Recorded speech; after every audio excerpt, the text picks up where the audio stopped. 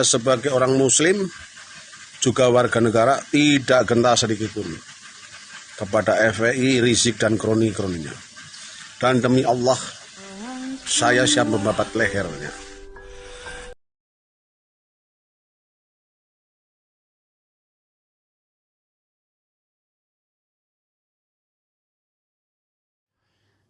Assalamualaikum warahmatullahi wabarakatuh. Sobat RH sekalian, jumpa lagi kita di channel yang keren ini. Keren cadas ya. Sobat RH sekalian, saya ada produk baru dulu ya. Pertama-tama kita ucapkan dulu innalillahi wa inna ilaihi rajiun. Ada berita duka, tapi ini juga sekaligus pembelajaran bagi kita ya.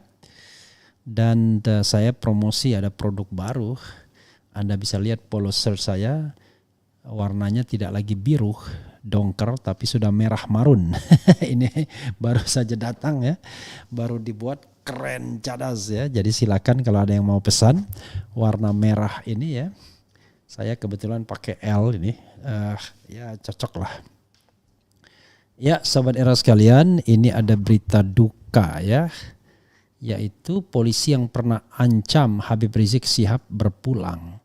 Tadi kita dengar videonya ya, bagaimana dia mengancam Habib Rizik, mau penggal kepala dan lain sebagainya. Tentu ini mengingatkan kita juga pada kejadian-kejadian lainnya, entah ada koinsidensinya atau enggak, kita enggak tahu, wallahu alam.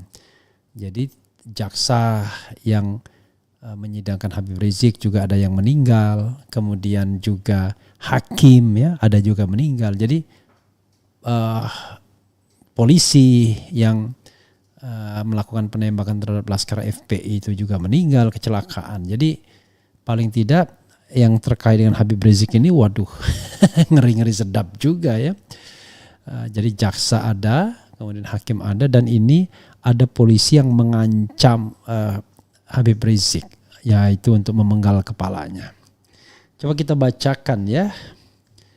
Nanti itu bisa dilihat ya, hakim, jaksa dan lain sebagainya di tayangan RH channel sebelumnya, termasuk juga polisi yang mengancam ini. Coba kita bacakan Sobat RH sekalian. Polisi yang pernah ancam Habib Rizik Syihab berpulang. Herald ID, kabar duka menyelimuti keluarga besar Polres Pekalongan. Salah seorang personelnya, Aibtu Handri Setiadi SH, meninggal dunia. Handri Setiadi sehari-hari adalah bintara seksi kedokteran dan kesehatan Polres Pekalongan, Jawa Tengah. Artinya usianya masih 50-an ya, kalau dia belum pensiun. Kepala Kepolisian Resort Pekalongan beserta staf dan jajaran mengucapkan turut berduka cita atas meninggalnya Aibtu Handri Setiadi SH. Semoga amal ibadahnya diterima di sisi Allah dan keluarga diberi ketabahan. Begitu ucapan duka dari Kepala Polres Pekalongan. Sekitar 2 tahun lalu Henry sempat viral di media sosial. Gara-garanya dia berbicara dalam sebuah video yang mengaku tidak gentar dengan Habib Rizik Syihab. Pekalongan dan sekitarnya, selamat pagi untuk warga negara seluruh Indonesia yang saya cintai dan saya banggakan. Akhir-akhir ini kita melihat ada organisasi yang bergaya preman, bergaya jagoan, bahkan bak seorang juara dan pahlawan gak ada tandingannya. Kita semua paham siapa dia, FPI katanya rekaman video yang beredar ya, dalam rekaman video yang beredar. Demi Tuhan, saya sebagai orang muslim juga warga negara tidak gentar sedikit pun kepada FPI, Rizik dan kroni-kroninya, dan demi Allah saya siap membabat lehernya ya sebenarnya ya di titik-titik kalau sampai berpola yang terlalu jauh, apalagi sampai mengacaukan NKRI lanjutnya. Pengalaman saya terjadi, pernah suatu ketika FPI anaknya ditilang oleh lalu lintas di pos Monumen Pekalongan Kota. Saat itulah FPI tidak terima, didatangi pos polisi kurang lebih 50 orang dan kurang lebih 9 orang tak pukuli geletak saat itu, dan sampai sekarang pun saya masih benci sama FPI karena radikal gayanya, sok jagoan preman, berarti dia mukulin. Dan demi Allah Rasulullah, saya siap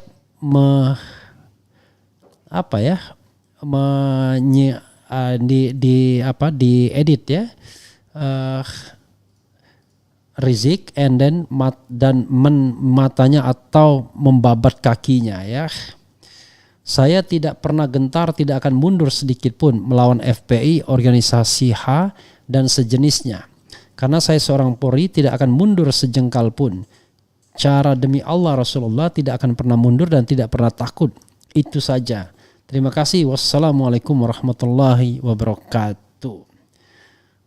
Tidak diketahui apa yang terjadi setelah video tersebut viral. Apakah ada permintaan maaf sebagaimana biasanya atau tidak? Ya, yang jelas gone with the wind dan dikatakan dia sedang stres kalau tidak salah ya. Tiba-tiba kabar duka datang dari Handri Setiadi. Semoga husnul khotimah dan mendapat tempat terbaik di sisi Allah Subhanahu wa taala. Ya, sobat era sekalian, saya ya tentu kita mengucapkan turut berbelasungkawa ya, berduka atas meninggalnya Handri Setiadi ya, orang yang mengancam Habib Rizik. Tetapi memang ini pembelajaran bagi kita semua bahwa bukan hanya soal karena dia seorang Habib, tapi ya sesama manusia kita harus saling menghormati, itu satu hal. Yang kedua, kalau kita berbicara soal kesalahan itu sifatnya individual. Jadi kalau misalnya dia punya pengalaman dengan anak buah FPI Habib Rizik ya di Pekalongan, ya jangan dia kemudian gebiak uyah lalu dia tumpahkan kemarahan dan kekesalannya itu kepada Habib Rizik yang tentu tidak tahu apa-apa.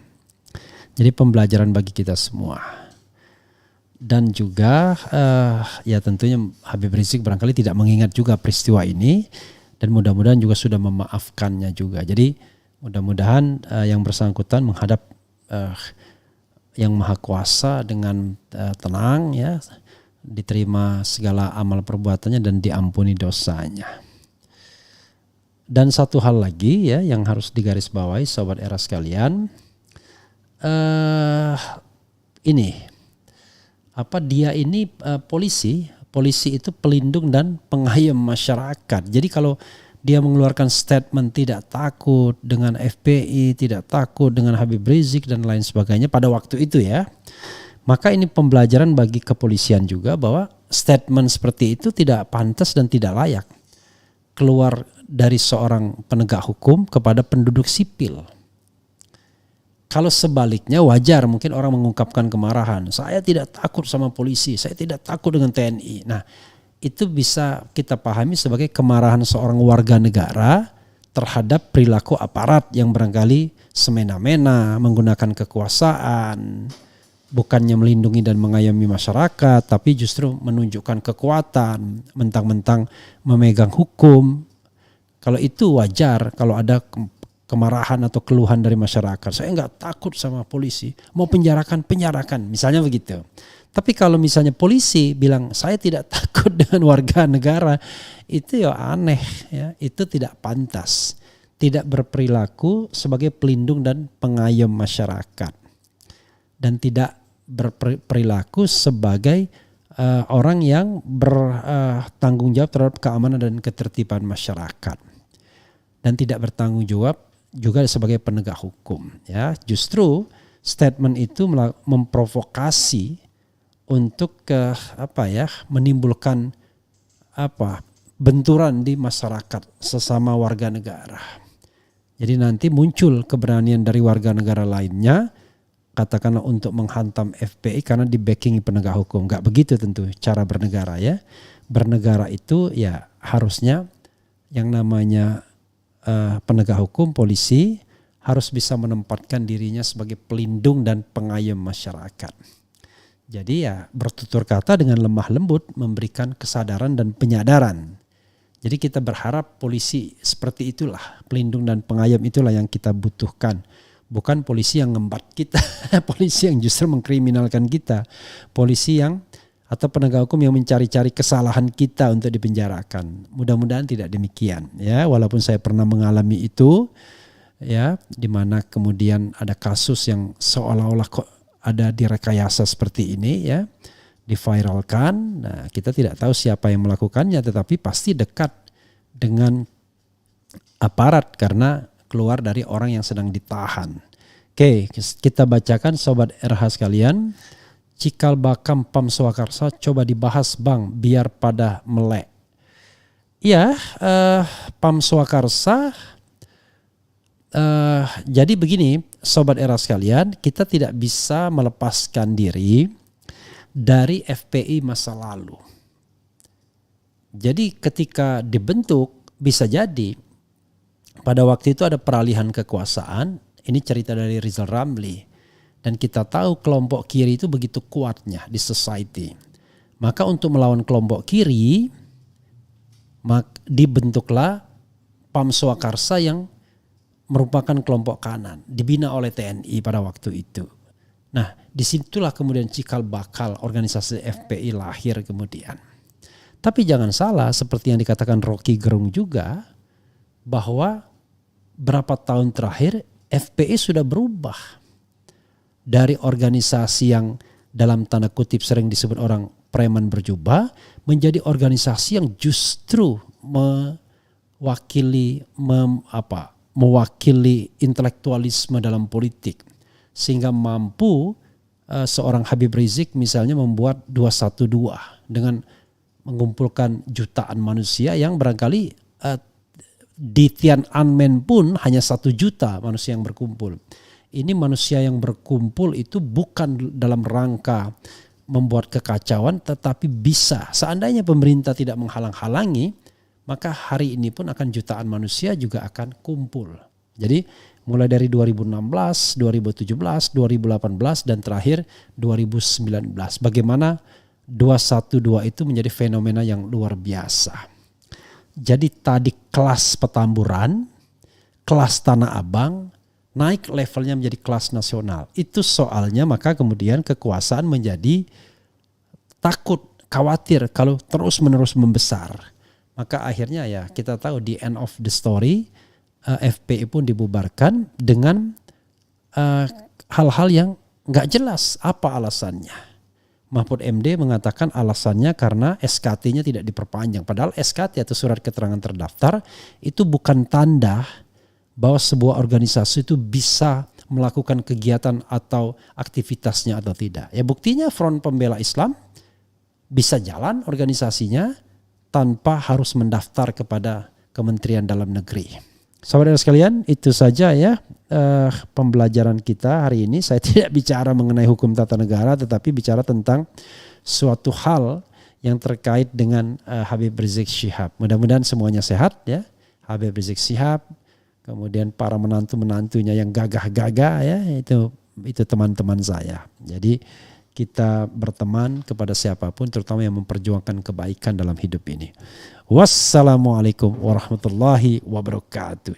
Cia.